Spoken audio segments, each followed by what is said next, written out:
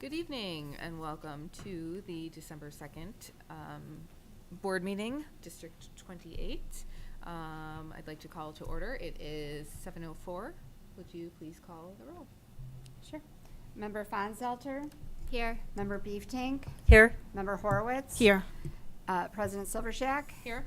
Member Weinstock? Here. And Member Arms. Here. And absent is Member Baser. Please stand for the pledge. I pledge allegiance to the flag of the United States of America and to the republic for which it stands, one nation, under God, indivisible, with liberty and justice for all.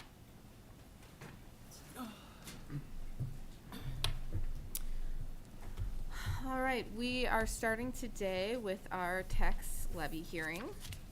Following that, we will go to our regularly scheduled order, which will be visitors' comments and presentations. But since we have the tax levy hearing, that goes first. Do we have a motion to open the tax levy hearing? So moved. Second. All right, call the roll, please. Member Arms? Aye. Member Weinstock? Aye. Member Fonzelter? Aye. Member Beeftank? Aye. Member Horowitz? Aye. And President Silvershack. Aye.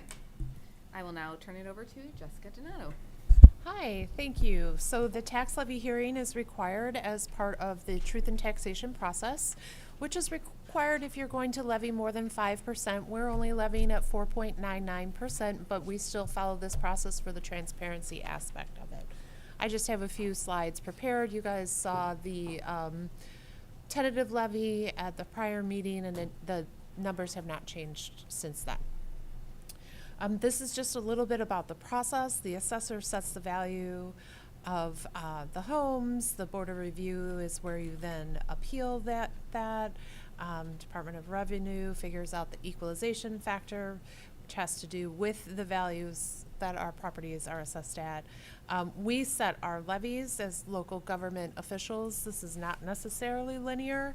The clerk then determines the rates, and then the treasurer issues the bills and then distributes the payment. So it's in those last two pieces where our delay on the 2024 tax levy extension has come into play.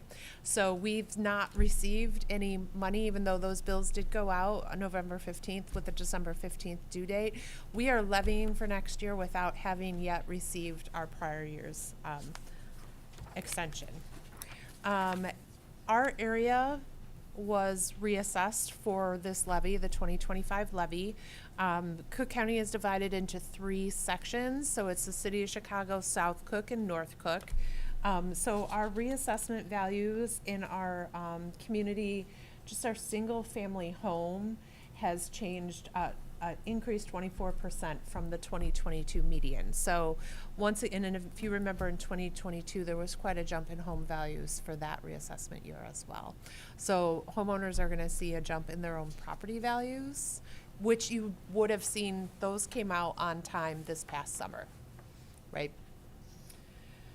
So this is a little bit, goes back to that other process. So township assessor sets the value, then if you appeal, it goes to the Board of Review. If you do it in time, it goes over to the PTAB. If not, it goes into circuit court for appealing the value.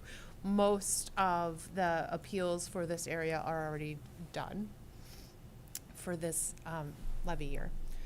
Why all of that assessment information is important is it's often misrepresented that your home value goes up, your tax bills go up, the district is receiving that much more money. This depicts that no matter what, we're still getting the same amount of money based on CPI. So EAV can go down, so the value of your home can go down. Our tax rate then would go up, and the district would be made whole for the extension that we're allowed by law.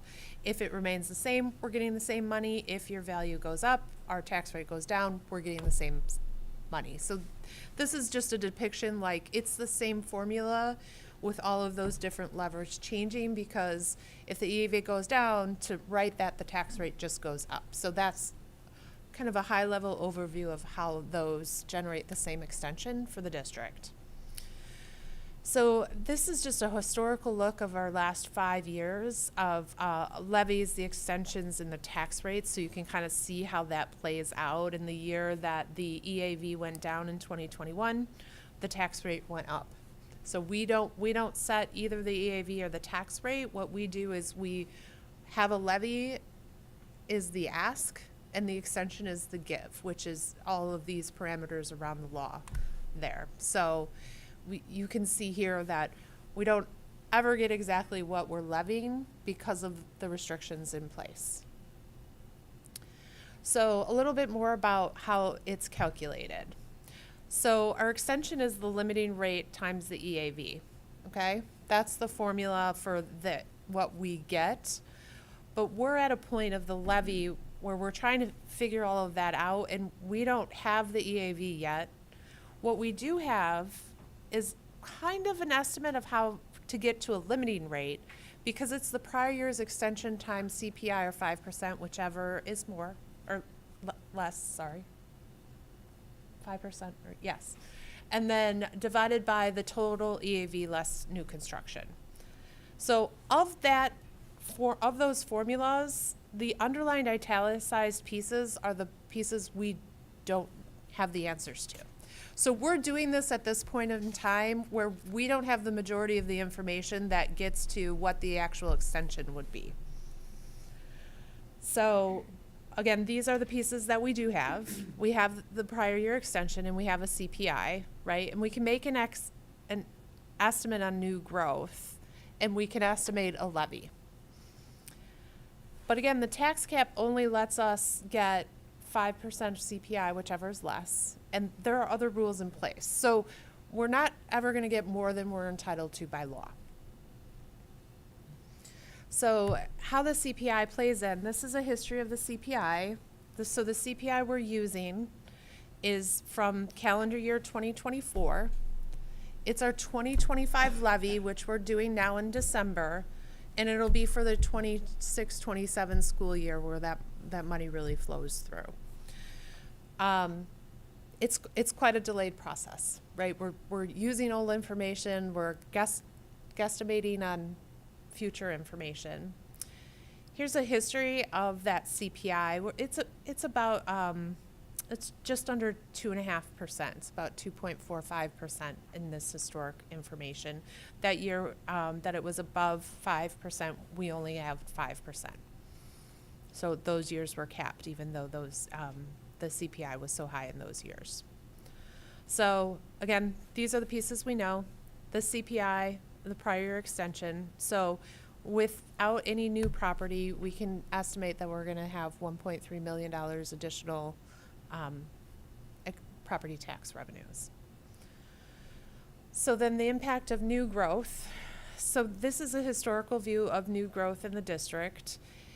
We have really 3 outliers now we've pulled out, and those are when like the TIFs have come off or other large construction projects have been done. So if we pull out the outliers, we can estimate about $10 million annually in a new property. We were about 16 million for this year. Even though there's not a lot of new places for us to grow, if the home is torn down and rebuilt, which is happening here, those are considered new property growths. So with this information, I've calculated about 15 million for new property. It's higher than the average with the outliers, but it helps us calculate and make sure we're not leaving anything behind. Historically, the new growth factor has only been 0.3 to 3%. This projection with the 15 million is we're just under 1% will be because of new growth. But so if you add the 2.9% of CPI and the 0.95, why are we doing 4.99? The additional 1.3% just make sure we capture everything we can, because so much is unknown. And again, it's important to remember we won't receive more than the law allows us to. So then looking at our calculation, right, so these are the factors when we take in the new growth factor. And then This is the prior year's levy and extension that we got. We were just under a $3 tax rate. We levied at 48.6 million and we're getting 46 million eventually one day, I hope. So for the 2025 levy and extension, right, those two columns, again, we don't know right now. So our levy is at 48,325,000, and that's based on those factors of the estimated new growth, and a little buffer to make sure we don't leave anything behind. So we're at a 4.99% increase, although we're only anticipating getting 47.8 based on the factors I'm guesstimating at this point. Again, you do a little bit more. Why do we do a little bit more? I'm repeating myself again, but new property, you only have one shot to try to capture the additional tax revenues from that. And so many of those pieces are unknown. So you levy a little bit more than you think you're going to get so that you get everything you're entitled to. And as we've talked about, we do have a structural deficit. Our revenues are less than our expenditures at this point. So it's important we continue to capture as much from our number one funding source to fund our operations here in the district. And there are future unknown costs. Our health insurance, we're looking at double digits again for next year. The market for that is high. Now we renew on a fiscal year, not a calendar year, so we're still a little bit out from knowing what those actuals will be. State and federal funding sources, although a small part of our pie, are important parts of our pie that we do good work here in the district with. So if those go away, we'll have to make decisions. Our enrollment, we have a couple of new areas being built out, and the future of the Northbrook Court residential piece will have an impact on us. We have unfunded mandates. Our utilities, electricity prices are high. Special education costs are also really hard to predict sometimes. And we have to be responsive and have the funds available to meet the needs of all of our students. And it's so important because it is our largest piece of our funding. The majority of our money comes from property taxes. And there was a new law passed in 2022 that requires, at some point we talk about our cash reserve balances. So this was the fiscal year end, beginning of this fiscal year, cash reserves. It's in there because it meets the requirement, doesn't necessarily fit with the rest of the presentation. Thank you very much. Thank you, Jessica. Are there any questions from the board? And it is a public hearing. And it is a public hearing, so yes. Being a public hearing, do we have any comments from the public about the tax levy? Oh, sorry. We got you next. Okay. We'll take action on this later in the board. We will take action later, yes. Do we have a motion to close the tax levy hearing? So moved. Second. All right, roll please. Member Arms? Aye. Member Fonsalter? Aye. Member Beeftank? Aye. Member Horowitz? Aye. Member Weinstock? Aye. And President Silvershack. Aye. All right, and that closes the tax levy hearing. Now, are there any visitors' comments or presentations? I was just staying here. Yes, the microphone is not for amplification, it's just for the live stream. Okay. Okay.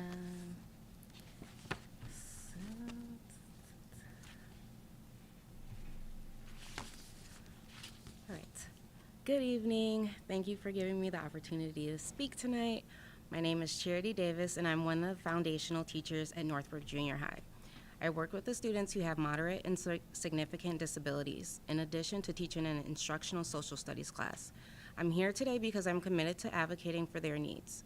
I need to address an urgent and ongoing issue affecting some of our most vulnerable students, those with significant disabilities who rely on accessible facilities to learn, participate, and simply move throughout their school day. As it stands, our building does not have adequate, fully accessible bathrooms for these students. While the building website states that the renovations are planned to bring existing bathrooms into ADA compliance, what we are working with right now is far from sufficient. To start, maneuvering a power wheelchair in and out of the current bathroom is extremely difficult.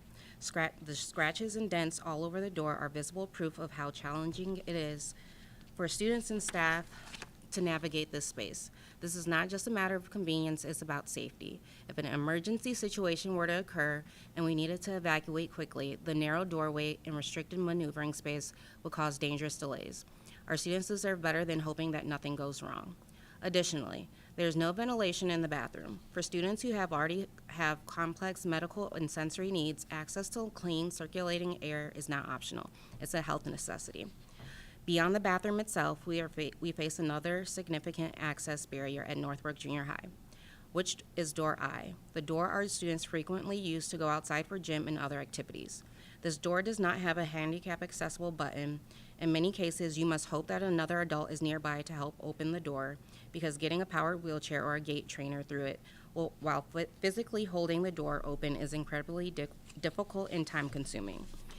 This is not equitable, this is not safe, and this is not in alignment with our Northbrook Junior High charter of being committed to inclusivity.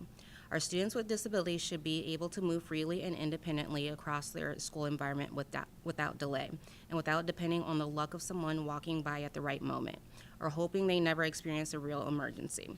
Tonight, I'm asking the board to prioritize the following. Number one, completing and accelerating the ADA compliant bathroom renovations, ensuring adequate space, ventilation, and maneuverability. 2, making all relevant doors, especially door I, ADA accessible, including installing an automatic handicap door openers. 3, ensuring all ensuring all accessibility upgrades truly meet the functional needs of the students who rely on them, and not just the minimum legal requirements. These changes are not luxuries, they are civil rights, and they are long overdue. Our students with disabilities deserve the same safety and independence that every other student experiences without thinking twice.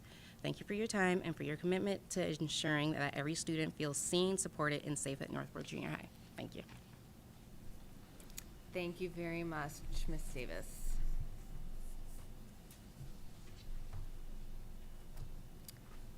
Moving on to Superintendent's report. Thank you so much. Just a couple of things tonight. First, I want to talk with you a little bit about our construction process and project. We continue to be on schedule with the Meadowbrook Gym. Hopefully you've been able to see some of those updates on the website. Samantha's doing a great job in posting some videos and keeping the information available as we try to make sure that the community is informed. As to our progress, our snowstorm was a small setback, but they are dealing with that and moving forward. Hopefully by next week we'll have the building dried in and the roof will be poured, and then we'll be able to finish the interior of the building. It should be completed by March, which is our current goal. I also want to talk just a little bit about kind of the rest of the projects and where we are with those. We are in the final phases of design for Meadowbrook. And we plan to go to bid in January. We plan to open those bids in early February, and they'll be on the February board meeting agenda for approval. Meadowbrook, Westmore and Greenbrier is about a month behind that. They will be on the they will go to bid in March. The opening will be in April, and they will be on the April board meeting for approval. And then Northbrook Junior High, we actually discussed yesterday, the Buildings and Grounds Committee meeting. We are hoping to push that back just a little bit to the fall. And so they're on a September-October timeline. September will be the time that it will go to bid, and then we will bring it to the board for approval in October. The main reason for that change in the timeline is we want to maximize the resources that are available to us from the referendum, and we believe that we will be able to do more at Northbrook Junior High than we had originally hoped by kind of staggering the bid process and knowing kind of how much from each project we have left over going into the planning process for the junior high. So we're trying to monitor the budget very closely, make sure that we are stay true to the plan and to the available finances and financial resources, and so we're going to kind of push that back just a little bit so that we can make sure we get as much as possible from the junior high project. Are there any questions about the construction timeline? All right. The next is True North, and I'll actually let Member Weinstock talk about that at the end of the meeting during the True North update. So we are moving forward, and he, I'm sure, has a couple of things to share from the last meeting. The calendar is actually on the agenda. The 2026-27 school calendar is on the agenda for next year for approval tonight. It's part of the consent agenda. I just wanted to briefly talk about the calendar this year. We really didn't make any substantial changes to the calendar for next year. We tried to kind of mirror what we've done this year. One of the main reasons that we're kind of keeping to what we've been doing is it helps with our construction planning. One of the advantages of next year's calendar is we are going to get out before Memorial Day, which will be really helpful with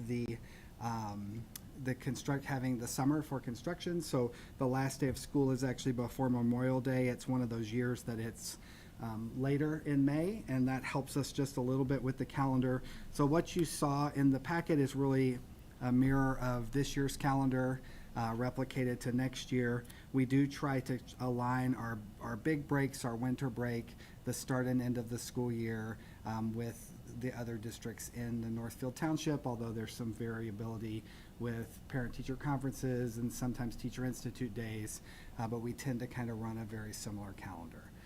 So that's in the packet for approval. Are there any questions about the calendar for next year? I have a question. Yes.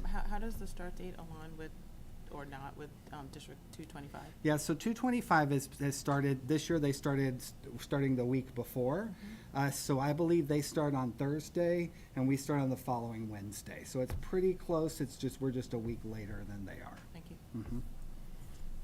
Good question. Anything else? Great. And then the last thing I just wanted to mention is that the Illinois School Report Card was released the end of October. At tonight's meeting, Dr. Raitzer and Ms. Jackson will be sharing some information about the school report card. We did link the information on the district website so that families in our community have access to that information.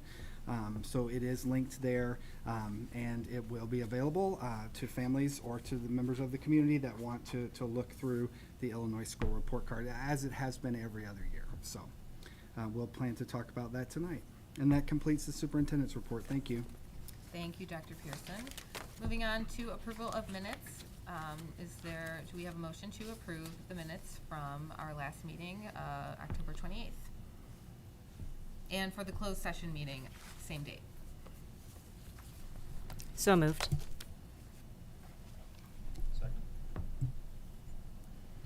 Okay, Member Horowitz. Aye. Member Weinstock. Aye. Member Arms. Abstain. Okay. Member Fonzelter. Aye. Member Beatink. Aye. And President Silvershack. Aye. And moving along to the consent agenda. Who had the bills this time? It was Chris, is that right? Yes, yes. I met with Jessica today, talked through, any questions I had, and would like to recommend the bills for payment. Great, thank you, Chris. I'm sorry, I forgot to ask, would anybody like to pull anything out from the consent agenda before we approve? Okay, then is there a motion to approve the consent agenda? So moved. Second. Member Fonzelter. Aye. Member Weinstock. Aye. Member Arms. Aye. Member Beatink. Aye. Member Horowitz. Aye. And President Silvershack. Aye. On to staff and committee reports. Finance. So your finance packet included financial reports through the end of October. At this point in the year, we're at about 28% of the budget expended, with only about 4% of our revenues received. So our tax anticipation warrants were bid. We We had a competitive bid. Northbrook Bank and Trust was our winning bidder.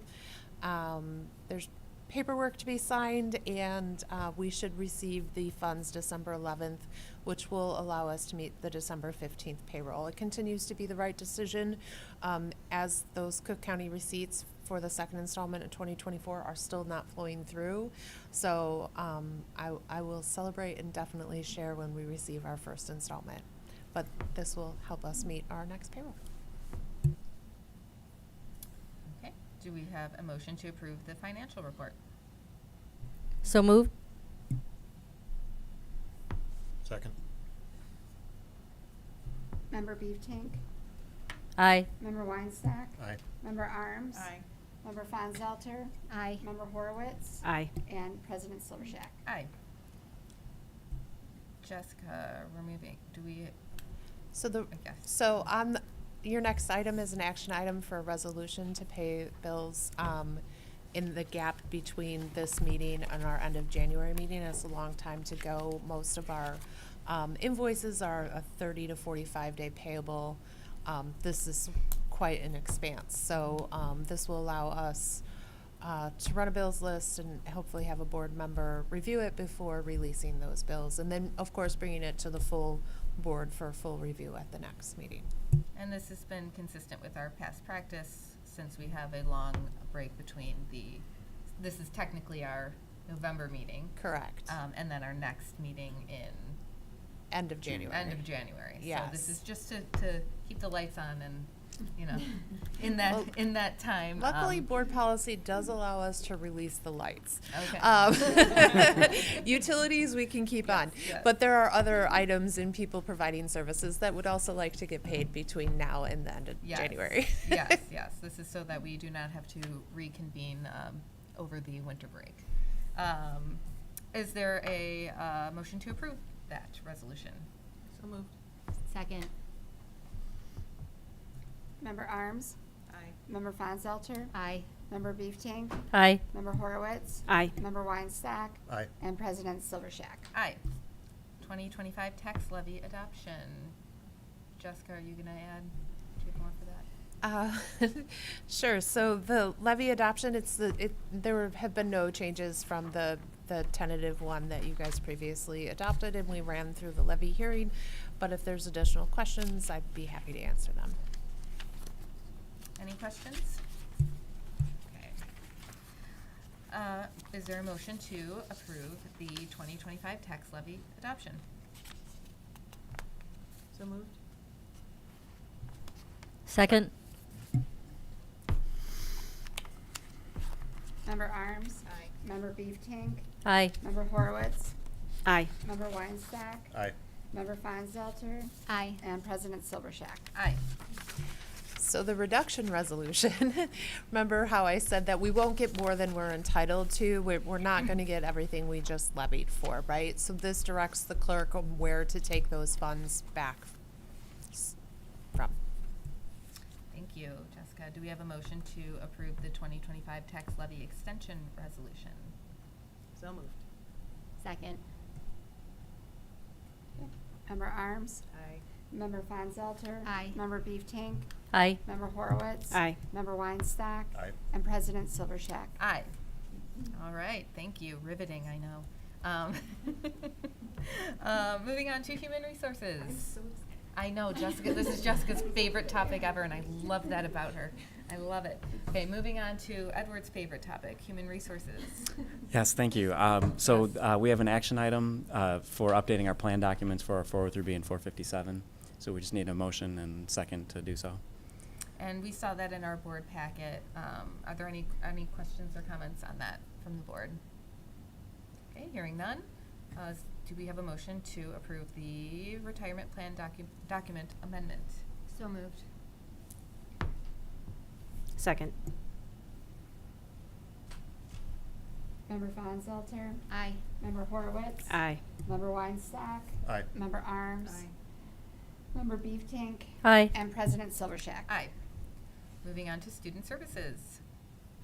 Just briefly, though, I know Dr. Pearson mentioned that Board Member Weinstock will talk a little bit about True North, but I just wanted to comment and thank Dr. Pearson because I know he worked alongside several administrators throughout the True North region to really look at re-imaging True North.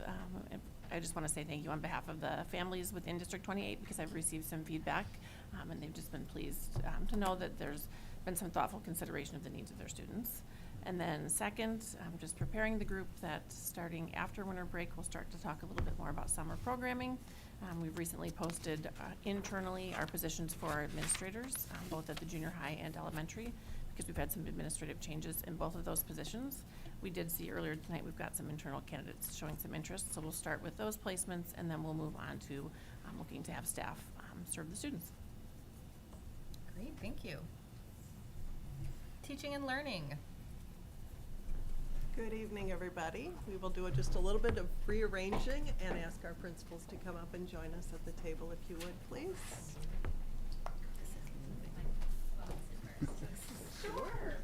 This will not. This too. That's right. But this is interesting. Yes, This is why we're here. that's right. And just a reminder to turn on your microphone when it's your turn.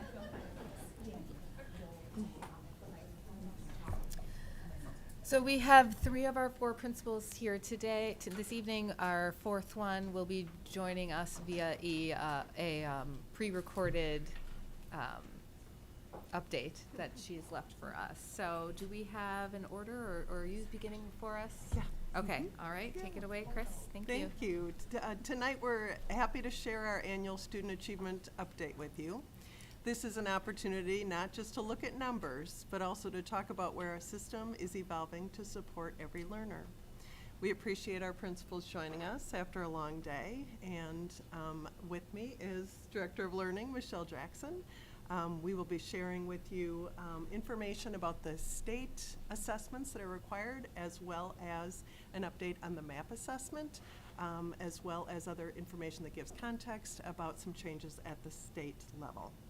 So we appreciate so much, again, the principals joining us and their staffs and teacher leaders and everyone who contributes to the progress that we're making as a district. Before we get into the data, it's important to return to our district mission, empowering every learner to grow and change the world, and for students to truly make an impact in their classrooms today and in their communities in the future. We know they need strong academic skills paired with social emotional competencies. They need to problem solve, communicate, collaborate, persevere, and navigate challenges with empathy and confidence. Our achievement data helps us to understand how well students are developing foundational academic skills. It gives us a picture of where students are excelling and where we might need to make adjustments so that students can build the full set of abilities required to thrive in school and contribute meaningfully beyond. As you know, we have 4 goal areas in our strategic plan, and they guide the work of our district. The first of these areas is learning culture, which focuses on how we support students each day.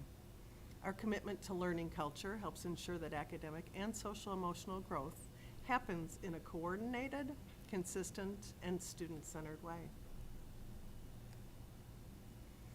One of our strategic priorities under Goal 1 drives the focus of our improvement work for this school year. It's to refresh our systems, making sure that we have the ability to deeply understand individual student needs and respond with the right supports at the right time. In particular, when we look at achievement results, we use them to plan improvements to our universal or core instruction, as well as our social emotional learning supports. So here are the 5 agenda items for tonight's presentation. First, to set the stage for our results, we'll begin with a brief overview of the changes that the Illinois Board of Education, State Board of Education made to the state assessment benchmarks. Those shifts have an impact on statewide proficiency rates, so we believe that understanding that context is essential. After that overview, we'll review our ELA, math, and science outcomes, followed by a discussion of student growth in ELA and math. And finally, we'll connect what the data shows to the improvement work that's happening in our schools. So this past summer, ISB updated the assessment benchmarks. which are the scores that students need to meet in order to be considered proficient on state tests. For years, Illinois had some of the highest proficiency cut scores in the country, which meant that many students who were doing well in class and in school didn't appear proficient on the state assessment. At the same time, the proficiency bar in science was set too low. As a result, the old system didn't give a clear or accurate picture of whether students were truly on track for college and career. And I'd just like us to keep in mind that even though the state changed the benchmark, it doesn't change what students are learning. We still have the same set of standards for students. It just changes how their performance is categorized. The updated benchmarks give the state a unified way to talk about student performance. Now all the state assessments that students will take, from the IAR to the Illinois Science Assessment to ACT later on, will, according to ISB, more accurately reflect a student's readiness for the demands of the next grade, as well as their progress towards success for college and careers. The state hopes this will make the system easier for parents and students to understand and provide a more realistic picture of student achievement across the state.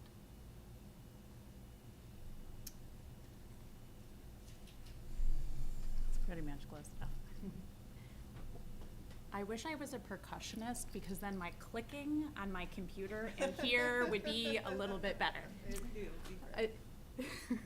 So a key driver for our strong ELA results is the district-wide efforts that we've made to create stronger alignment in our literacy instruction. As you can see on this slide, 2 schools have 90% of students at or above proficiency in English language arts, and the others are at 81% and 86%, and an overall district proficiency of 88%. Collaboration across schools has been central to this work. In a few minutes, you'll hear from the principals about their school improvement efforts. They'll talk about their work with teacher teams and the goals of their buildings based on reviewing summative data, such as IAR, and they'll also talk about how they use this information alongside the day-to-day data and information they gather to respond to student needs.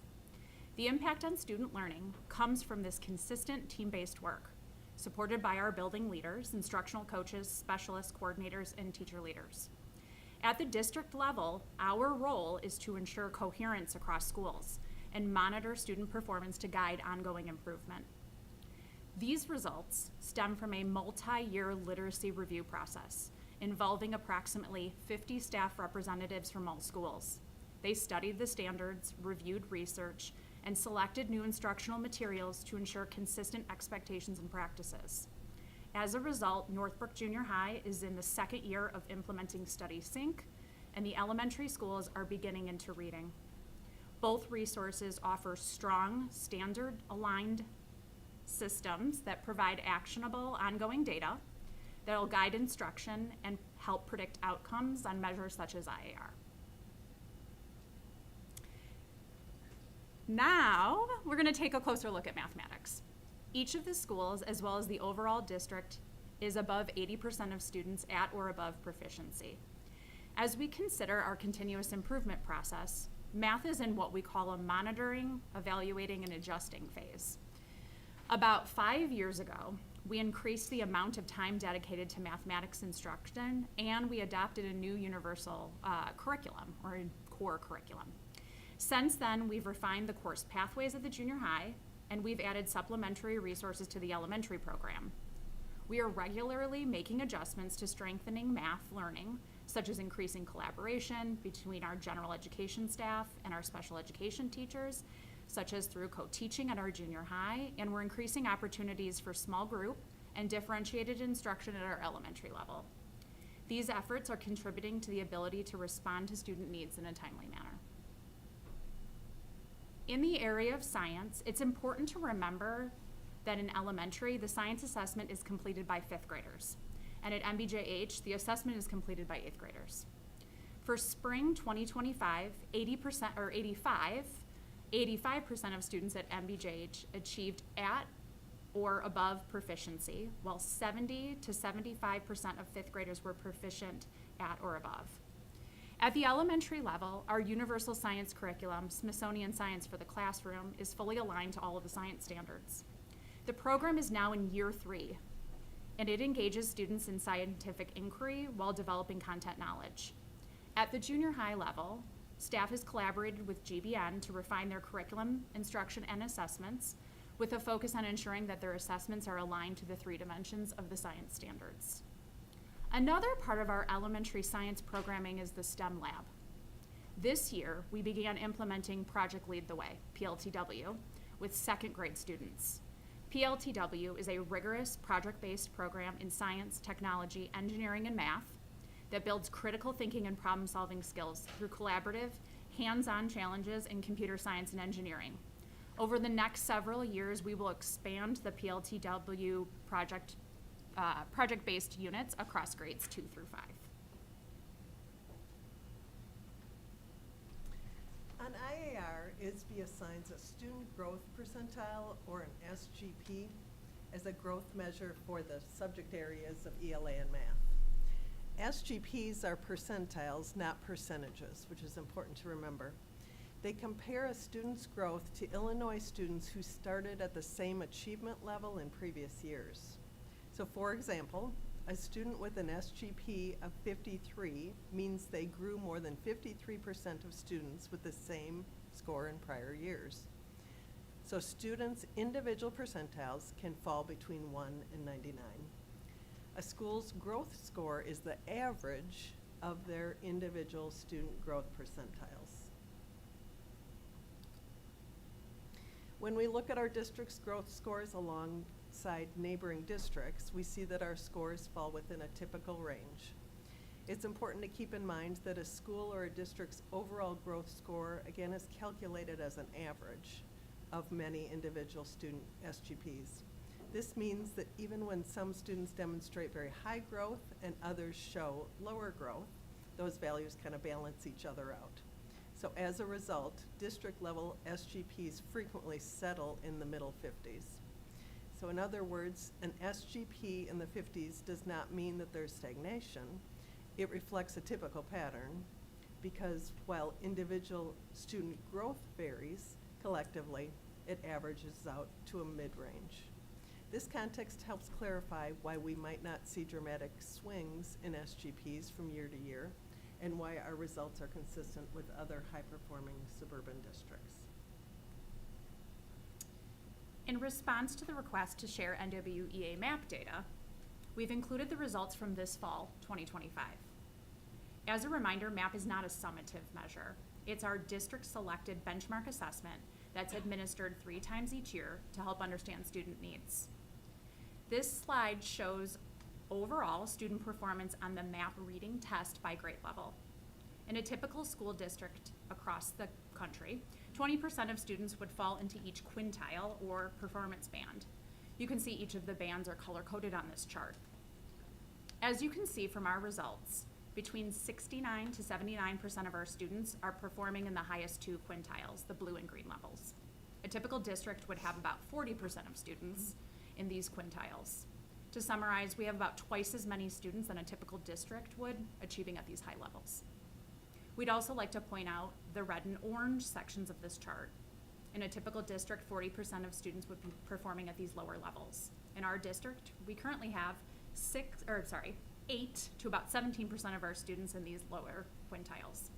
Again, this is approximately half of what would be expected in a typical district, and our schools pay very close attention to these students and their needs to plan for additional layers of support if warranted.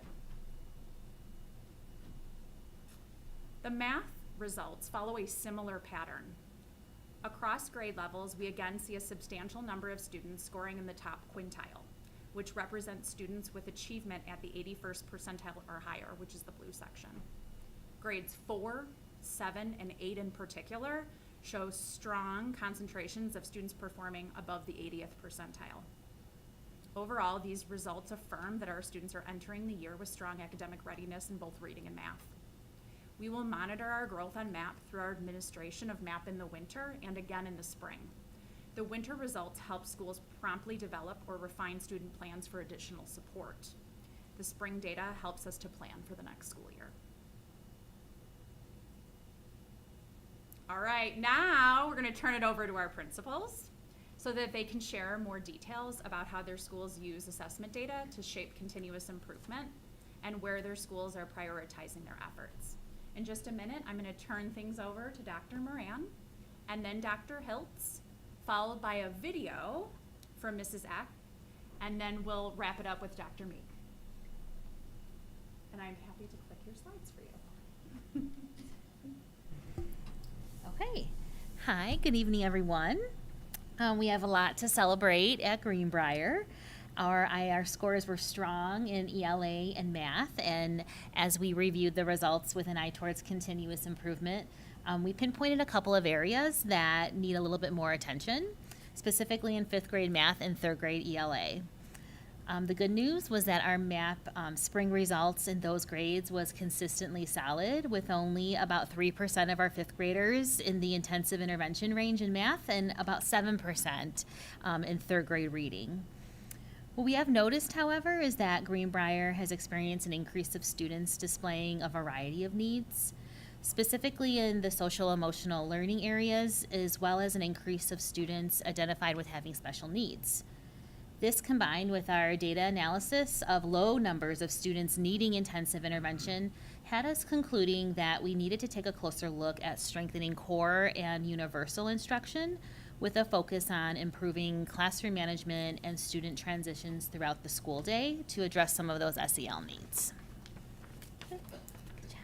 Ooh, that's small. So our school improvement efforts this year are focusing on 2 pillars: reinforcing foundational skills in reading and math, and also enhancing social emotional learning. We are already seeing strong growth in reading foundational skills with the new structured literacy program, HMH Into Reading. In math, we are revisiting the supports available in the Bridges math resource. And we're doing this by unpacking some of the key features, including Number Corner, which focuses on building number sense through practice and review, and Problems and Investigations, which strengthens the conceptual understanding through real-world problems and tasks. Through our learning teams, we are refreshing our understanding on how Bridges takes a problem-based approach, which actually mirrors what students are assessed on in the IAR, and unpacking routines within the Bridges that support the language of math, but also math vocabulary, because these are a couple of the main areas that our data analysis really led us to. We plan on taking a closer look at the classroom assessments we use in math, including analyzing pre and post assessments by unit, and using this information to better differentiate lessons. Our instructional coach and building leadership team will be diving into the structure of the 60-minute math block and consulting with grade level teams in order to improve the efficiency of that time and to ensure we're hitting the major content of the grade.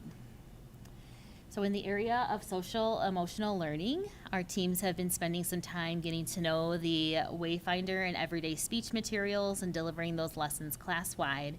At the school level, we're providing some professional learning to all of our teachers on the CHAMPS program.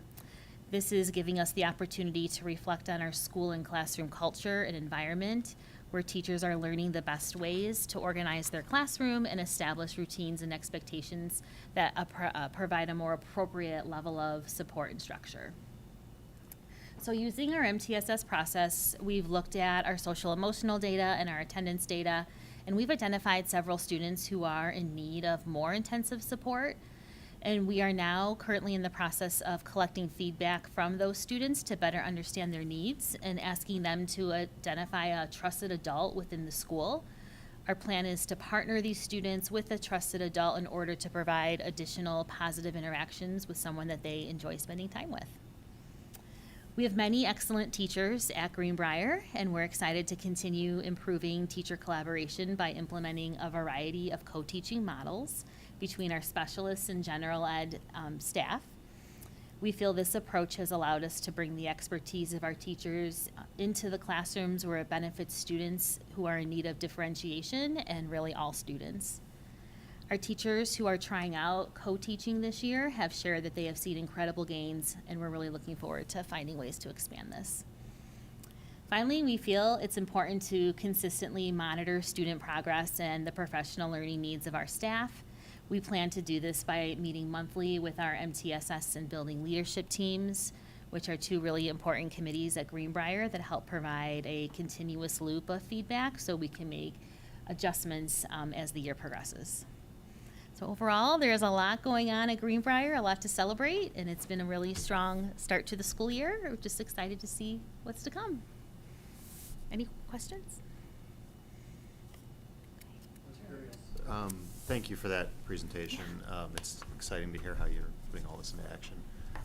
When you mentioned kind of the data for SEL, like what type of data are you looking at for that? So we're collecting some data from specific students, but we also use the BESS assessment, which you might be better able to describe than me since I'm still pretty new to it. But it does help us identify kind of the risk level of students through a survey that teachers take. It's really just collecting information about students and potentially whether we need to provide additional support in the area of internalizing behaviors, externalizing behaviors, or adaptive skills. So it's thinking through each child and where we can ensure both the universal or the core instruction is what it needs to be and add additional layers if necessary. In addition, as we're thinking about students' social emotional learning, there's also data that we can collect around things like student discipline or behavior alerts. We can think about a student's attendance. We can think about nurse visits. So a lot of pieces of complementary data to build a rich picture of what a child needs at any given point. Can I ask a follow-up question to that? So love that we are monitoring and using data to help students, but I feel like a lot of social emotional learning will also come from a child and what they feel, how they feel that they're learning. So do we have anything that will kind of take a read on that and we can use it to see how the curriculum is doing and if we're making strides for a whole child? So Dr. Scullis and I, over the last couple of years, led a social emotional learning committee, and one of the areas that we talked about a lot was elevating student voice and making sure that we're really listening to students and what they tell us. It's that kind of qualitative piece or narrative piece that complements quantitative data. So one of the ways that we're doing that is there is a little survey that kids take in the Wayfinder program. So that's for grades 3 through 8. And they take this little survey and it identifies sort of areas of strength for them and is also an opportunity to set a goal in their social emotional learning needs. So that's just one example. Dr. Waltz, we're going to go ahead and turn it over to you. Thank you. I think I'll go here. I want to sit closer to Danielle.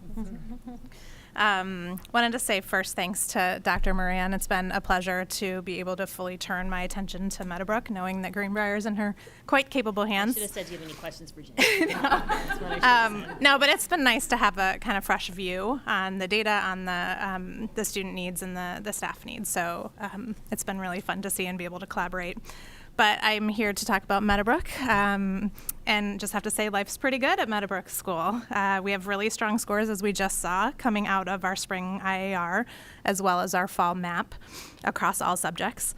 We have strong cohorts in our lower grades as well. A lot of the discussions around kindergarten and first grade data that we're reviewing is sort of, wow, how can we push them? So that bodes well for the future of our IAR data. We expect those high scores to kind of continue in coming years. But overall, being new to the building, I've just been really incredibly impressed with the caliber of teachers that are in place at Meadowbrook and the dedication that they have to differentiation and that high quality instruction. It's really a key focus, which has been great to see. We've had 2 goals for this coming year, continuing the strong strategies that are in place for that instruction while implementing the new curriculum in literacy and SEL that we talked about. And secondly, to focus on fostering a strong climate and culture of belonging for our whole community. That's really been a very central focus for Meadowbrook so far this year. So to ensure that the student learning is remaining strong, we're looking at our systems and structures to support teacher collaboration, particularly through our learning team meetings, which Dr. Moran referenced as well. These are being facilitated by our really talented coaches, and that has been a nice way for our teachers to have some support in thinking through implementation of our new strategies and our new curriculum. The goals of these meetings have been to highlight the standards for mastery in upcoming units. So as you all know, when you're looking at a unit that's to teach, there's a lot contained in those units. So really kind of pulling apart what are the things that children are expected to master in those units and what are the things that maybe they'll circle back to make sure that we're hitting on the things that are most important in each of those units. We also are reviewing the data that we're collecting in the classroom as well as the district assessments and helping to use that to plan for effective differentiation. That's both in literacy and math. We've also embraced the MTSS model that's being rolled out this year and have brought our team of interventionists together regularly to identify which students are needing support, and most importantly, ensuring that there are really clear instructional goals and progress monitoring tools in place for each of the students that need those supports. We're also working on addressing student attendance, which is a big concern across our community. It's something that as a principal team we've talked about. To date, we have 27 students at Meadowbrook who missed 10% of the first trimester, and that is a large chunk of core instruction. So we're working with the families to, one, bring awareness, and two, kind of try to provide support if there's any school refusal or any issues that are preventing students from making it to school that we can have some action on. So the strength of our students' academic skills and IAR results were in contrast to the Illinois 5 Essentials survey data from Meadowbrook from last year. And we wanted to pay attention to that information as it's survey data gathered from both students and staff. So we decided to focus our second goal on fostering that culture of belonging that I mentioned earlier. And we've pushed forward quite a few initiatives in that area. The first is that we're continuing to partner with CEC, which is the consulting firm that led us through our strategic planning process. And they've helped us around effective team collaboration and really expectations of professional interactions amongst colleagues to ensure that our staff are feeling supported and comfortable at work, which in turn trickles down to the students. Secondly, we're implementing Husky Packs, which is our new mascot, and that's to align with what's happening at the other buildings that has been successful in helping connecting students and staff across the building, and that has been very happily received by our staff and our students. We've also implemented a lot of new clubs as opportunities for connection. This is something that was requested by our parent community and something that our staff was extremely willing to jump into. So now we have 11 clubs running during lunch and after school, which is pretty impressive, and huge thanks to the Meadowbrook staff for leading those. And finally, we developed a committee structure via our building leadership team and our safety team and our SEL committee, much like what Dr. Moran referenced, that allows all the staff members at Meadowbrook to have a clear voice in building level decision making, which has done a lot for our climate and culture to date. So we're busy at Meadowbrook, as you can tell, not just because we're an active construction site or that we're spending our time planning our beautiful new building, which has been a lot of fun, but we're truly focusing on moving forward with the exciting new opportunities that we have going on while ensuring that we're maintaining that level of excellence in our academic scores that everyone has come to expect. Any questions for Meadowbrook?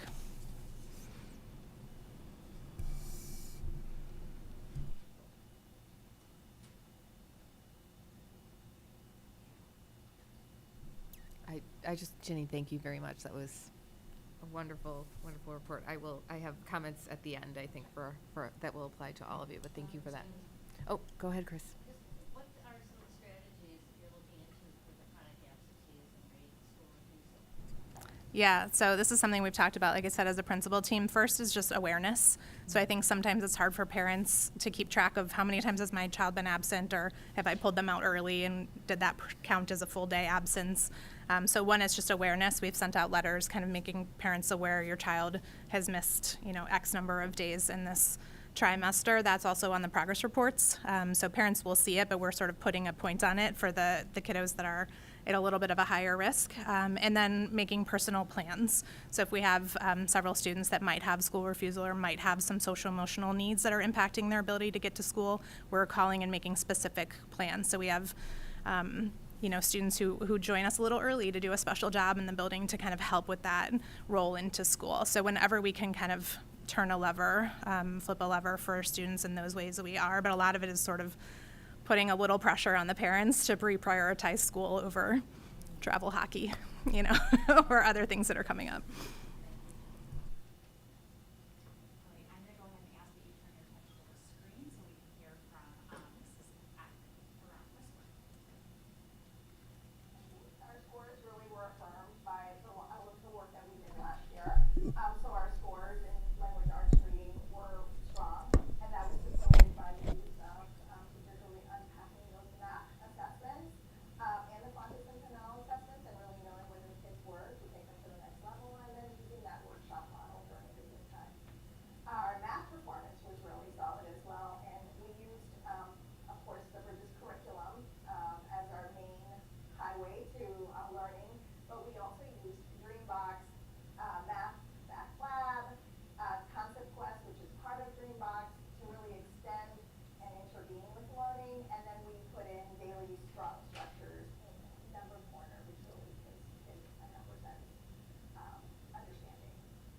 we also saw that our math scores, our science scores looked a little bit different, but that's because the benchmark was changed. The cut score was higher this year, but we continue to adjust to the new curriculum and aligning it to the standards. And then last year we had strong vertical articulation among the grade levels, really knowing what students were able to do at each grade level helped our teachers understand the students as they were coming from one grade to another. We strengthened our MTSS process, and we worked really hard during our weekly planning time to make sure that we were using that time as productive as possible. First, we look at the data at a building leadership level. So we want to look at that holistic data and see where the building is.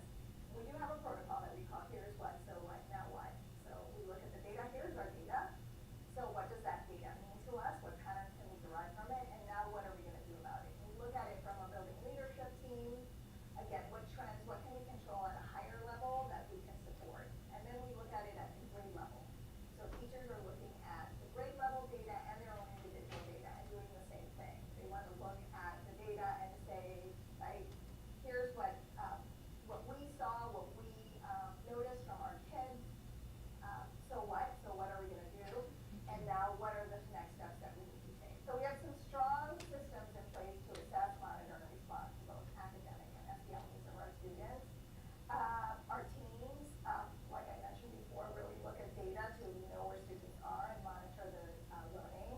We have weekly planning meetings with teachers to review data, plan assessments, look at assessment, look at student work, and really know what to do from there. We have our MTSS process to identify students who may need some targeted support.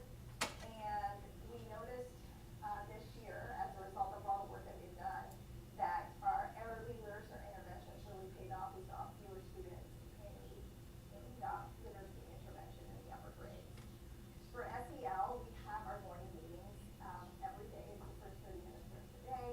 And this year we added the last 30 minutes of the day. We do not have specials, so we end it in the classroom. It doesn't mean that the teachers aren't doing content, but it does allow us for less of a rush dismissal, and it allows the teachers the last 10 minutes of the day to really regroup with their students. Of course, our collaborative teams also look at SEL data and really plan for next steps. We have a great new curriculum, so we're looking forward to doing that this year.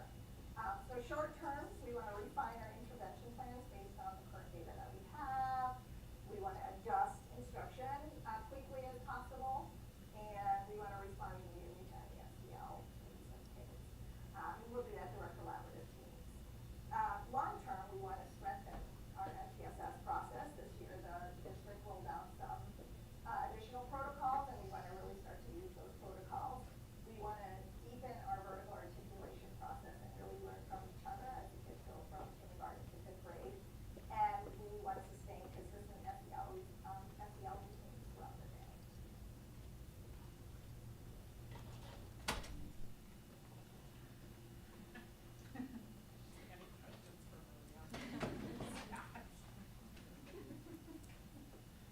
I'll turn it over to Dr. Meeking. You can ask them Maria's Yeah. Any questions for Westmore? Thank you. First of all, that picture brings joy to my heart on many levels. I'm pretty sure it's like opening day. The smile on Abby's face is infectious, and then you also look outside and think back to that warm weather and kind of long for that a bit. Thoughts on the data? Yeah, I thought our data was pretty strong across all subject areas and in grade levels. One of the things that we had braced ourselves for a little bit is an implementation dip. Once you start a new curriculum, you often might see that, and we didn't seem to see that, at least in terms of IER and some of the map data. I think it all looks pretty consistent. We don't necessarily have glaring outliers or data that contradicts itself. I think we tend to see when it comes to map, the kids move to this 6+ assessment, and then often we kind of see a dip in 6th grade. But the nice thing, at least from my perspective, is that you see this continued growth across 6th, 7th, and 8th. And the other thing, when it comes to IER, we look at our cohorts over the last 4 or 5 years, and you can follow a class of 22 or 23 or 27, and it seems like they maintain or continue that growth. That's always encouraging from our perspective. So what is the reason for that? I think it's because we have an extremely talented and dedicated staff in our building. The other nice thing that we have is a structure that lends itself to a very collaborative nature. We have learning teams so that our schedule lends itself so that a grade level team is off at the same time. So they spend 1, 2, 3, 4 days a week meeting with their counterparts.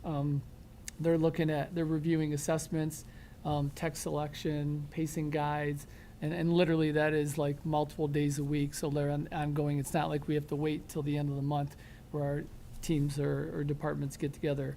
We've probably have close to 24. I know we have over 20 co-taught classes. I think that's been tremendous for our building. We have an outside coach from True North that is here every week for a half day.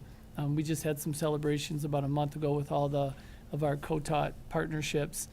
They share instructional strategies. We are able to better meet kids' needs in the classroom because we are seeing varying needs as they are entering our building and moving through our building.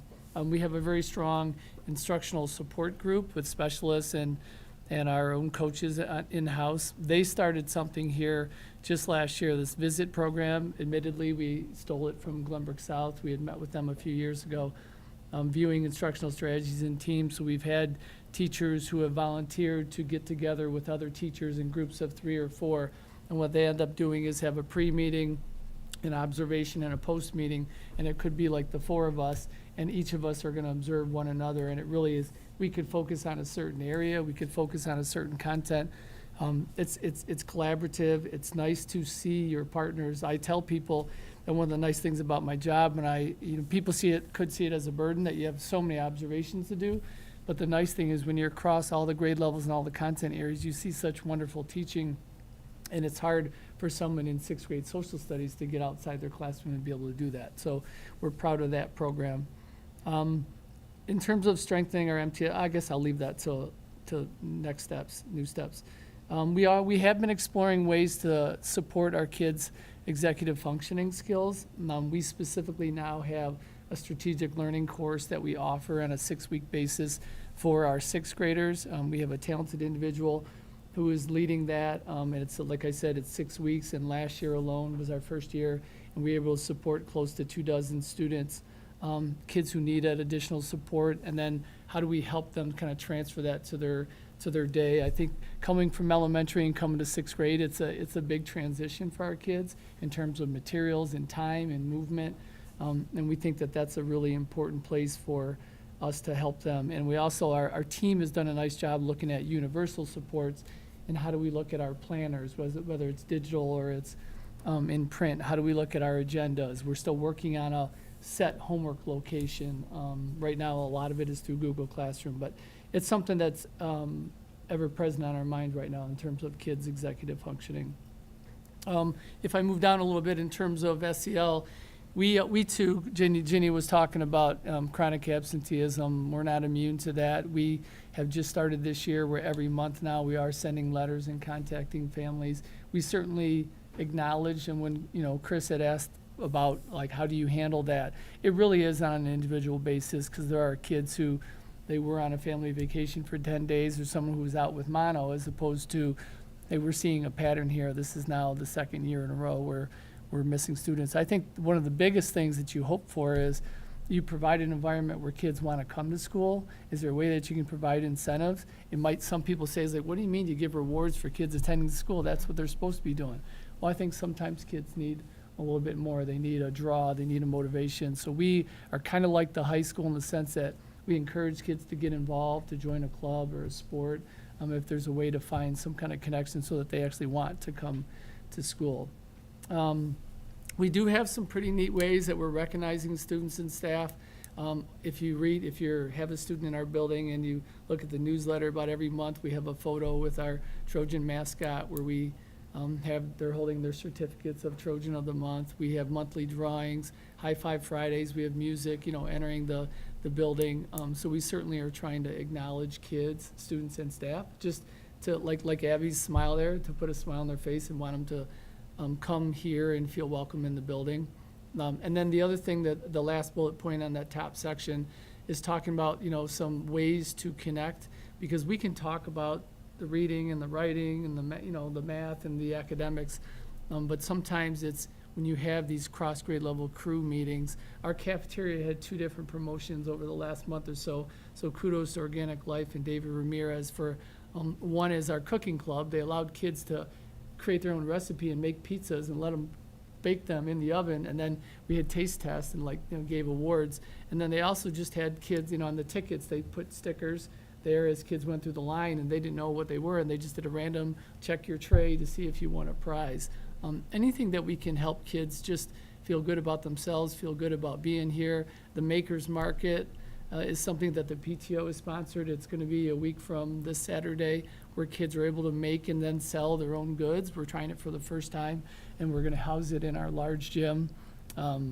It's just some of the things that we're trying to do to kind of keep kids involved. In terms of the now steps and the next steps, we are also in the process as the 4 buildings are trying to be more consistent about how we're collecting data when it comes to behavior alerts or office referrals. And now we are in the process of, we've met with all of our teams over the last few weeks to discuss that process. How can we be more consistent? And more importantly, what do we do with that data? How do we find trends? And how can we address that in real time? Again, our MTSS, our multi-tiered system of supports, we're in the process of really trying to ensure that we have consistency, that we're using the same protocols. I really love what Maria was talking about, their process of, when they go through the protocols. X block is our time. I feel like that's really our, it's not a silver bullet, but I think it's something we can utilize better to really support kids academically, social, emotionally. It's that time of the day we're not pulling kids from class. We're just trying to figure out ways that we can use personnel and resources and location and that time to really support kids, whatever their needs may be. And then again, Wayfinder is our new SEL curriculum resource, and we're in the process of getting to know it and which lessons, or I want to say activities, are engaging, which activities we feel are meeting the needs of our kids, and which ones do we feel we go through this first year and say, you know what, I think that's better at a different grade level, or that's one that we shelve and look for a different resource. Any questions? I have a quick comment. Just want to say that, I went through a lot of the scores for IAR, and for 8th grade, one of the things that I hear from lots of other districts is that they can't get the 8th graders to care about IAR or MAP in the spring. And you guys have done an excellent job. Like year over year, the 8th graders are scoring higher than they did the previous year. You have more and more achievement. So just big kudos to you and your team for getting them to still care by the time they hit spring and when they already have their classroom assignments for the high school. So just wanted to say that there was some very jealous people in my house looking at the results for the 8th graders. Looking at that. No, we have a really talented grade level team there. And to be fair, we went through that same process several years ago. And it's easy to fall back on, well, it's April, they don't really care about it. Yeah, I don't know. But I think, if you've had really strong elementary instruction in 6th and 7th, kids aren't going to forget everything when it comes to, even though they have their high school schedule. But thank you. When it comes to high school placement, are we benchmarking ourselves against other feeder districts for 225, like, in terms of different subject areas, whether, the number of sort of accelerated math students, for example, is comparable, or how it compares to other districts? That would be district, that would be information from 225. The one data point that we do get is when we have our fall math articulation meeting, is they end up giving us, here's how they end up doing a math assessment in the algebra classes. They do a math assessment in the geometry classes, like the first few weeks of the year, and it really is a review of the previous curriculum, pre-algebra or algebra, and they kind of show us how our kids did. They show how our kids did compared to the previous year cohort, but then they show how our kids did compared to the township. They don't say, here's field versus MVJH, and we're not into that, competition thing. But it really kind of then gives us perspective on, okay, looks like they're really doing well with literal equations. Maybe we could brush up here on our two, systems of equations kind of thing, just different things of that nature. When it comes to the placement, that probably is more at the district level in terms of the sheer numbers or percentages of enriched honors versus accelerated honors. That process is still pretty new. This is only the second, our current 8th graders will be the second ones kind of going through the APA process of that. I meet regularly, monthly, with the assistant soups and other curriculum folks across the township, including District 225. And one of the things we do in those meetings is we talk about our curriculum, our instruction, the supports that we're providing kids, and the data that's being collected around student success in the high school. So I am confident that our students are, performing comparably to other districts. And that the opportunities that our students are getting in high school from both reports from high school students as well as the high school staff members is that our students are prepared and successful. I want to back up a little bit. I just want to go back to those amazing IAR and MAP scores. Truly a testament to the leadership, down through the teachers and the support staff at each school. These are fantastic scores. The growth is incredible, and we've seen it year to year to year, and I certainly don't want to move past this without acknowledging the hard work from administrators all the way through the whole line of everyone working with students. So I think we have so much to celebrate here, so much to be proud of.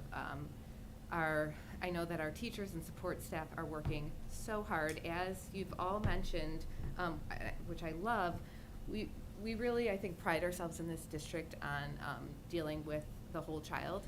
And so what I heard in all of our reports was not just information about test scores, math or ELA and math, but also lots of information on, I heard SEL, climate, culture, belonging, executive functioning, all of those other pieces that really create the whole student. Our students aren't just numbers, they're not just their achievements, they are their whole selves, their personalities, their kindness, their collaboration, their ability to work with each other, and I love that when you come here to report on the scores, the academics, that so much of what you're presenting to us is also goes beyond that.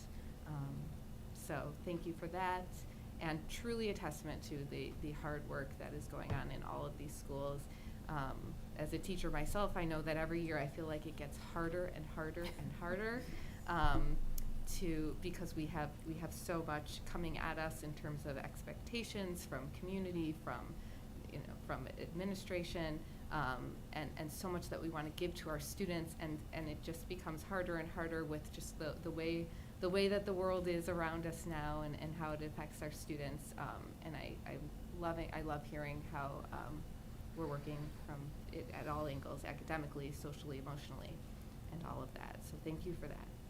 Yeah, thank you. On behalf of the principals, we do have staff who work really, really hard, but as they say, it takes a village, so we appreciate the board support, we appreciate district office. I've said that education has changed. It's evolving always, but I've said that if you're a teacher nowadays or a support staff nowadays, you better love it because it is too hard to stay in it if you don't love it. And I can see walking through schools and just hearing from people, different people in the district. Most people working here love it because it shows because we wouldn't have the achievement that we're seeing without that, because it is hard, and I want to acknowledge that it is hard, and I think we have teachers who love it, who stick with it, who are working hard.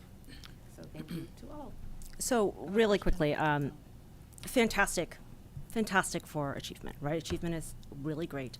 One question that I have is, why do we focus so much on achievement versus growth for the district? And it could be for everyone, a discussion, because to me, achievement is fine, right? Like, yay, achievement. But I wouldn't want someone that's on the lower end of achievement to be only looking at achievement. To me, the growth is the most important thing, right? Like, you're not going to get everyone to the highest level. That's fine. We should all recognize that. Not everyone can do that. But the amount of growth a student sees and whether or not they are getting their growth, that's kind of the more important piece of it, and the piece that really shines for educators is being able to move those students, no matter where they are, along that growth. So a lot of the data that we've seen now is achievement, and surely it is because you guys have done great jobs growing them. But I think for me, how do we use growth data, and how do we, how should we be focusing on it, or should we be focusing on it as we're taking a look at student data? I think that is a great question. It's so important to us. One of the things with IAR is IAR kind of distills growth down to this one single sort of data point percentile for a student. So it tells us something, but it just tells us a little bit. Learners are complex human beings. As Mara talked about, that whole child and everything that they bring to the classroom and to the learning. And this district is special in that it recognizes that whole child. So I guess one of the things that I would say is growth is highly, highly valued by teachers. And in a very sophisticated way, teachers are monitoring growth every day. They're using every data source that they can, including observation of students' behavior and engagement, the exit slip that they use at the end of a lesson to figure out what stuck with the child's self-reflection, the child's goal setting, and the progress on the goals that they are working towards, reporting standards and report cards and communication with parents, and the two-way feedback on a child's happiness and satisfaction at school, as well as all the assessments that we do around just sort of traditional unit assessments and all the subject areas. So there are just so many pieces of growth that we look at that, again, IAR is sort of one point, but it's one point in this much more rich picture or illustration of who a child is. So I agree. Lots of things go into Northbrook and the whole child element, and I don't disagree with you, and I love what we do with SEL. But when we talk about academics, we talk a lot about achievement, and I don't think that it's the right target. And I think it puts the wrong focus on getting high test scores versus just making sure kids learn. IR is not the only growth measure that we have. I know we have it with MAP, and I understand that it's one point, but there are programs in place that can measure growth on an individual basis, and I know that we don't use them, and if you guys don't want to use them, that's fine. But is there something else that we can do to support the students in the growth measures so that way the high achieving stays high achieving, but also that we can focus in on each student growing to the pace that they should be growing at? Can I ask a follow-up question to that? I feel like in the past we have seen following specific grades and their might be their achievement, but you see it over time. Was that MAP? Because I didn't see that here. So it would that is another way. That's not the specific child growth, but that does show the same group over time. That kind of apples to apples comparison, yeah. So with IAR, because they had new cut scores or new benchmarks, and because of the changes to MAP. So MAP has new norms as well as a new algorithm for selecting questions. This is sort of a baseline year. So when we look at the data right now, we will certainly follow those cohorts over the years, but this is sort of a starting point for us because both ISB and NWA say you really can't compare at this time previous scores to this year's scores because of the changes that were made in the assessment systems. And that happens, regularly in education where at just some point there's a refresh and it's sort of a starting point. We do feel fortunate that our starting point or our baseline is really, it's strong. It confirms the incredible work that teachers and staff are doing with students every day. And really the idea that as an organization, we don't just stand still. We're not just resting on our laurels. As the principals were talking, there was just sort of that thinking of what is the right next step for growing the system, growing the school, growing the students, and improving all the way around. That's what I was going to jump in and just say in response to Diana's question.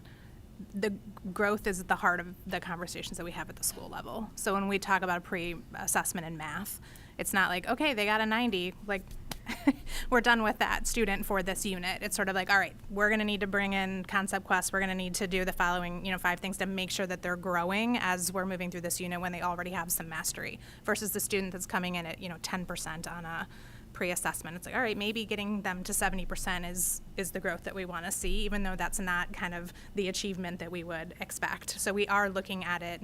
That is the conversation that's happening around every single data point at the building level. So I think just in terms of reporting, like what are the results of that focus on growth, that's when we look at something like IAR, which is hard for us because we don't get the data immediately, whereas MAP, we can use it to say, okay, their fall to winter MAP versus last year's winter to this year's winter MAP, what does the growth look like? So those are the conversations that are happening all the time in all of our learning teams and our building leadership team meetings and our MTSS meetings.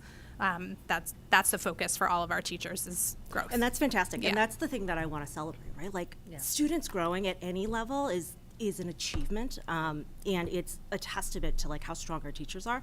Like, we every time I see one data point of just achievement, it's very difficult because I'm like, well, I don't know, was that just really smart kids, or was it a really bad year last year? Was it COVID? Right. So it's very hard to understand that piece of it, but the growth piece is the piece, from beginning to end or year over year.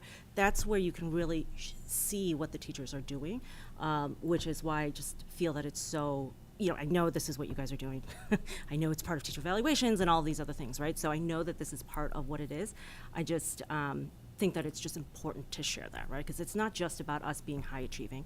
It's the fact that we can move students from year over year, no matter where they are on the scale.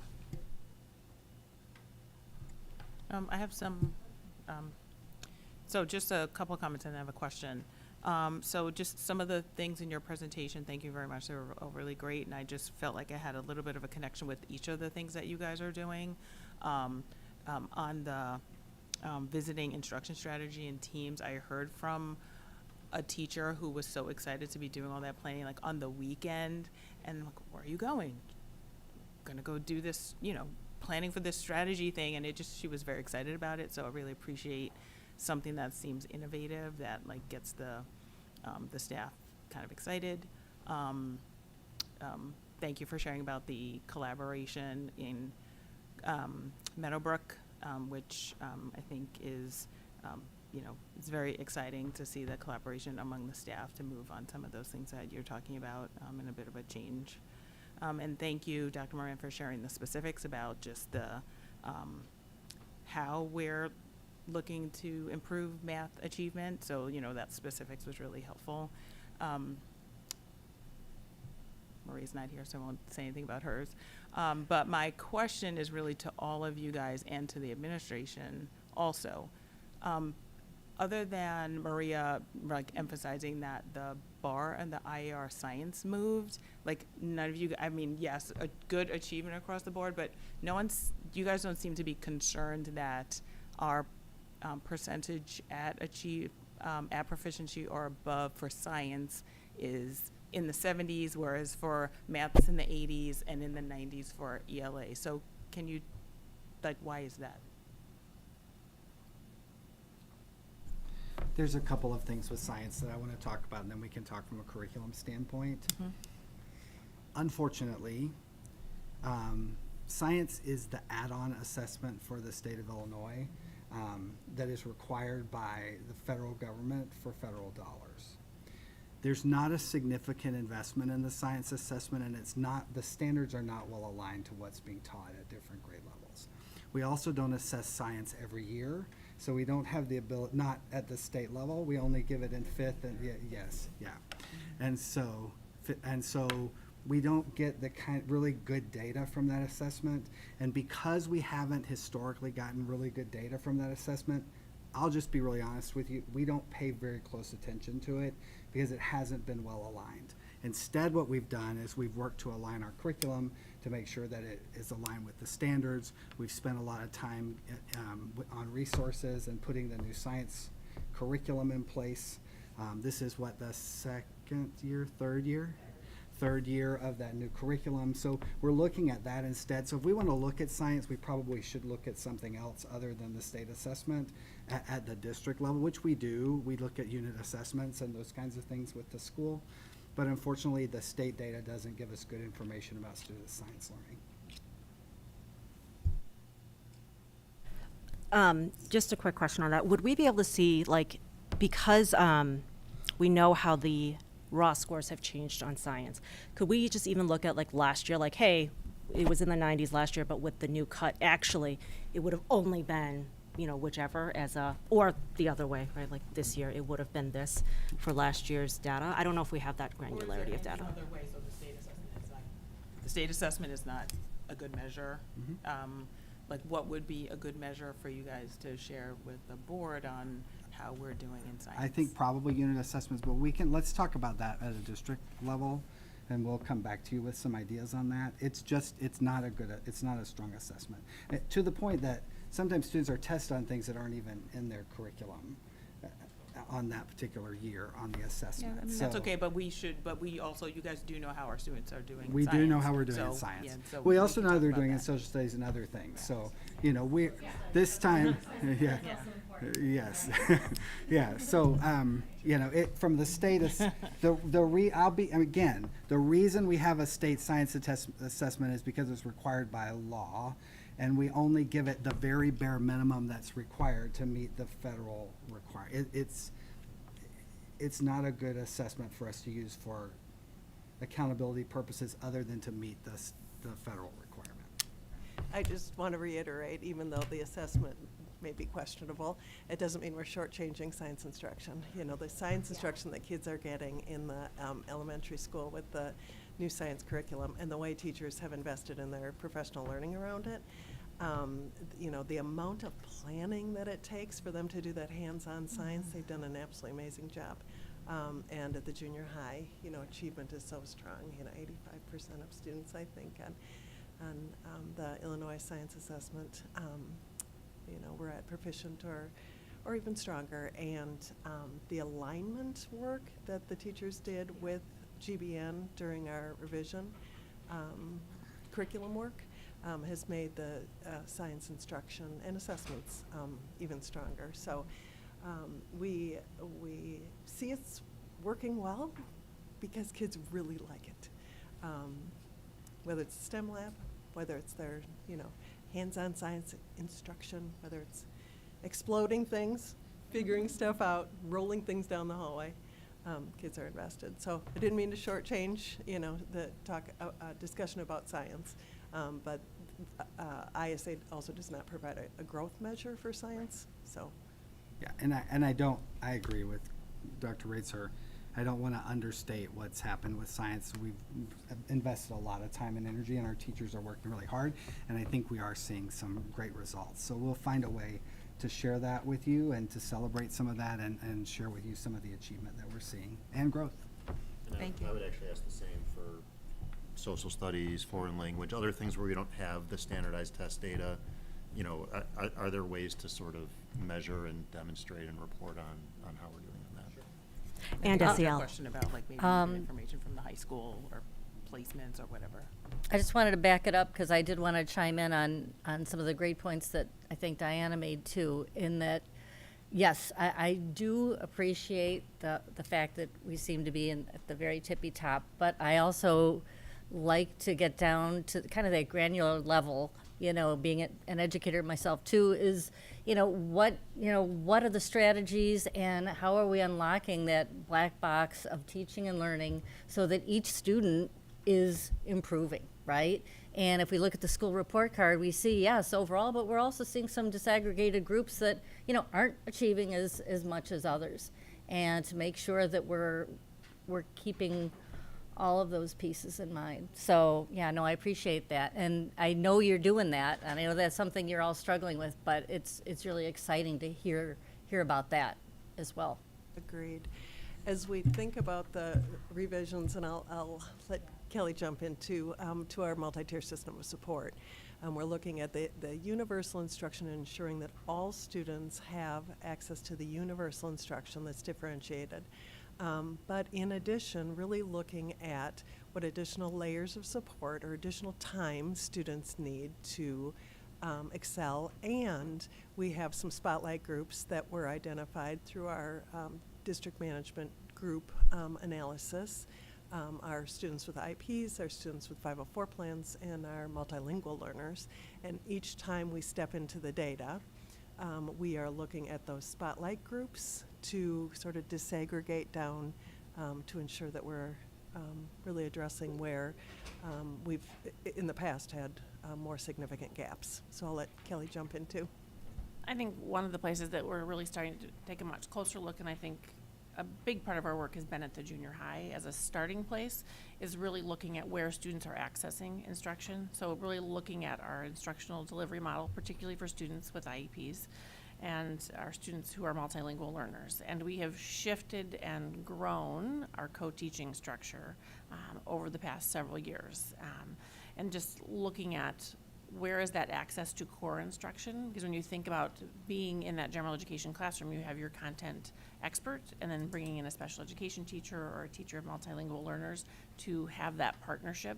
I think we have room to continue to grow at the junior high, but we've seen a lot of shifts in where we're putting student instruction in place for students, reducing the number of sections where students are being pulled out and don't have that access to core content. That's not to say we still don't have that continuum of services as we think about learners, but we've really taken a closer look at where student services are being met.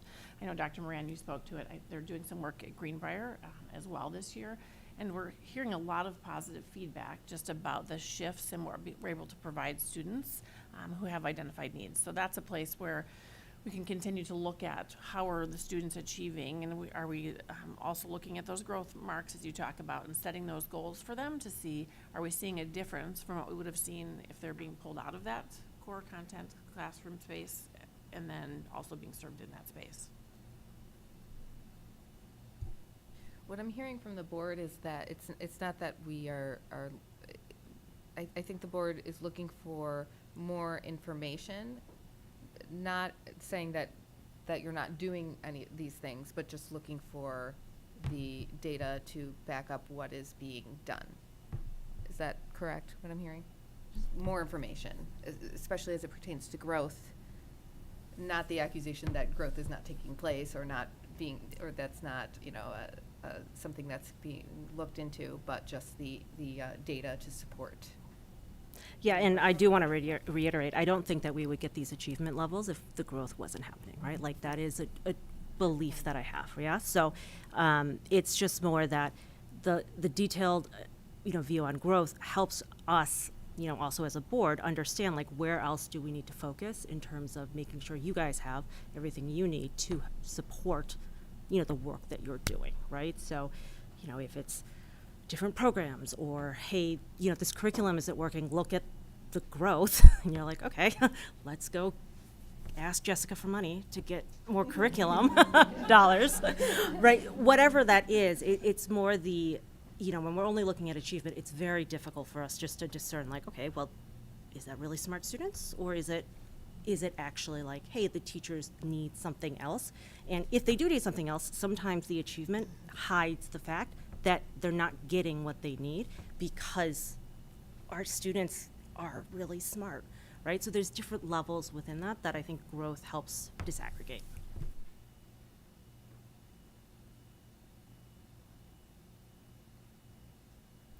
Well, I want to thank the principals for joining us this evening. Fantastic presentations, lots to celebrate, and thank you very much for being here.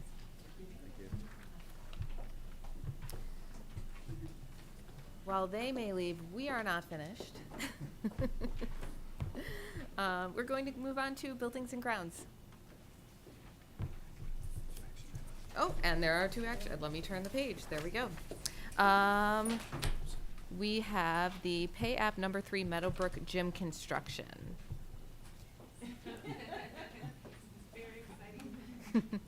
Very exciting work. Do I have to do these separately? Okay. Yeah. Do we have a motion to approve the aforementioned item? Pay up number 3. So moved. Second. Okay, This- Member Weinstock? Aye. Member Fonzelter? Aye. Member Beeftank? Aye. Member Horowitz? Aye. Member Arms? And President Silvershack. Aye. And to pay our next bill, pay app number 4, Meadowbrook Gym Construction. Is there a motion to approve pay app number 4? So moved. Second. All right, Member Weinstock? Aye. Member Fonzelter? Aye. Member Beeftank? Aye. Member Horowitz? Aye. Member Arms? Aye. And President Silvershack. Aye. And legislation, Chris, do you have a report for us? Yeah, just a few things looking into, oh wait. Turn this on, okay.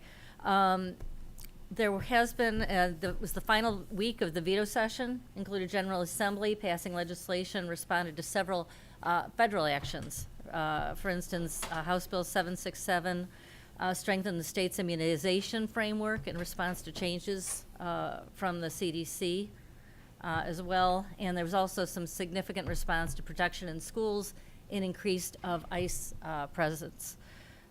So that was also in terms of providing provisions to safeguard individual civil rights and provide protections related to immigration enforcement as well. So that was also something that's recently been passed. Also, House Bill 1312 puts similar requirements in place for daycare facilities, hospitals, higher education, and allows for civil action against any person who, while conducting civil immigration enforcement, knowingly engages in conduct that violates the Illinois Constitution. On another note, Tier 2 pension reform did not pass out of both houses, but it did pass out of the House Executive Committee. So more to come on that.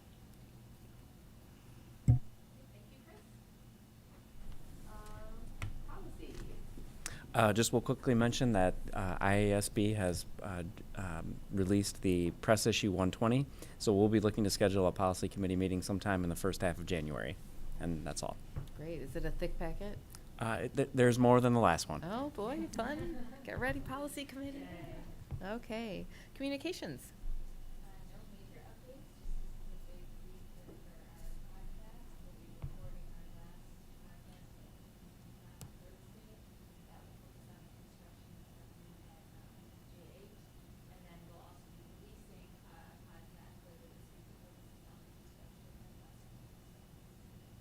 Excellent. Thank you. True North, Adam. Okay, so as I think we've previously reported, True North has been undergoing a reorganization process to streamline its operations and improve its governance model and its financial model. And there's been general alignment on the proposed changes, which were, as Kelly mentioned, Dr. Pearson and his fellow superintendents really took the laboring oar on kind of coming up with a new model that's more sustainable going into the future. That's been a multi-month process, just going through the formalities of having that approved. So at the most recent True North meeting, we did adopt the change in the articles of incorporation of the co-op to essentially provide for the changes that are going to be occurring effective in January. So that part is done. The other thing that happened at the last meeting is a straw poll was taken of the member districts regarding which districts intended to continue in the co-op. We as a board rescinded our earlier intent to withdraw, and so we indicated our intent to continue along with, I think, all but one or maybe two other districts that are currently in it plan to continue. So the fact that the bulk of districts are remaining is good and kind of supports the financial feasibility of the new model. So all good news there. Are there any questions about True North? Questions or comments? Thank you, Adam. I know that this has been quite the endeavor And thank you, Dr. Pearson, for also your part in supporting True North. And I think we are pleased that our students receiving services through True North will be able to continue. Okay, new business? Is there any new business? Hearing none, we are going to go into closed session for the appointment, employment, compensation, discipline, performance, or dismissal of specific employees, specific individuals who serve as independent contractors in a park, recreational, or educational setting, or specific volunteers of the public body or legal counsel for the public body, including hearing testimony on a complaint lodged against an employee, a specific individual who serves as an independent contractor in a park, recreational, or educational setting, or a volunteer of the public body, or against legal counsel for the public body to determine its validity. Also, litigation when an action against, affecting, or on behalf of the particular public body has been filed and is pending before a court or administrative tribunal, or when the public body finds that an action is probable or imminent, in which case the basis for the findings shall be recorded and entered into the minutes of the closed meeting. Do we have a motion to go into closed session? So moved. Second. Member Arms? Aye. Member Feinzelter? Aye. Member Beeftank? Aye. Member Horowitz? Aye. Member Weinstock? Aye. President Silvershack? Aye. And following closed session, we will, the only thing left will be adjournment. And so for the purposes of our audiovisual coordinator here this evening, we will end the live stream, and we will see you next time at the end of January.